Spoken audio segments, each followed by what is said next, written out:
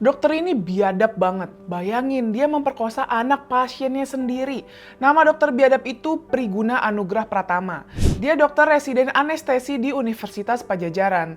Tragedi itu terjadi pada 18 Maret dini hari. Pelaku mendatangi korban, seorang perempuan berusia 21 tahun. Saat itu ayahnya sedang dirawat dalam kondisi kritis di IGD Rumah Sakit Hasan Sadikin, Bandung.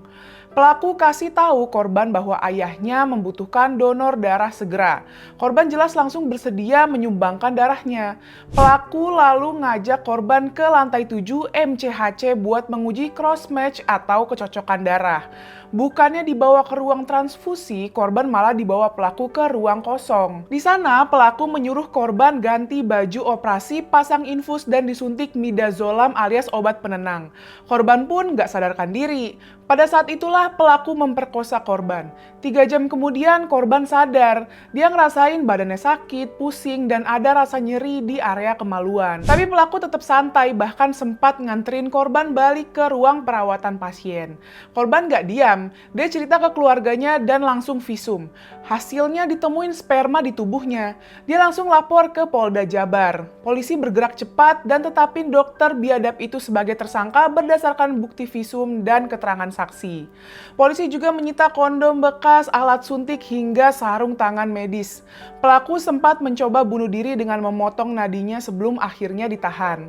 Pihak Rumah Sakit Hasan Sadikin langsung klarifikasi bahwa pelaku bukan pegawai tetap, tapi peserta pendidikan dari Universitas Padjadjaran.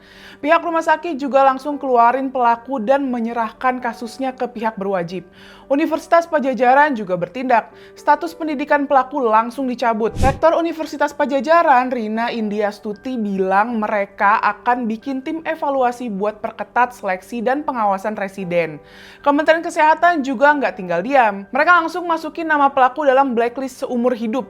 Konsekuensinya, pelaku nggak bisa lanjut pendidikan dan nggak bisa praktik lagi di Indonesia. Ini tindakan tidak manusiawi yang mencoreng profesi kedokteran, ucap Dr. Gigi Ariyanti Anaya dari Kementerian Kesehatan.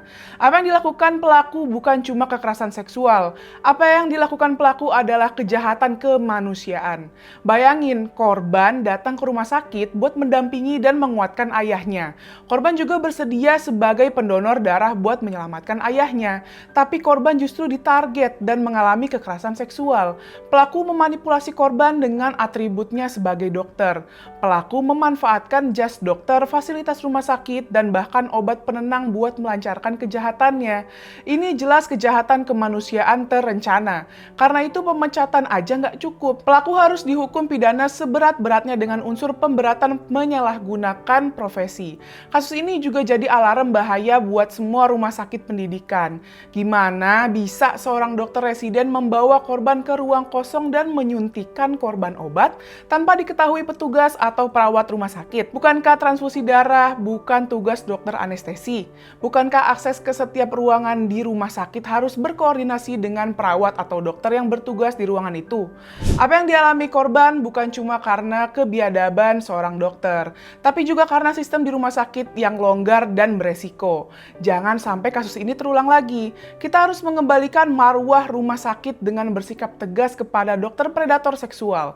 Juga mengevaluasi potensi terjadinya kasus kekerasan seksual di dalam rumah sakit dan menutup celahnya. Yuk lawan kekerasan seksual.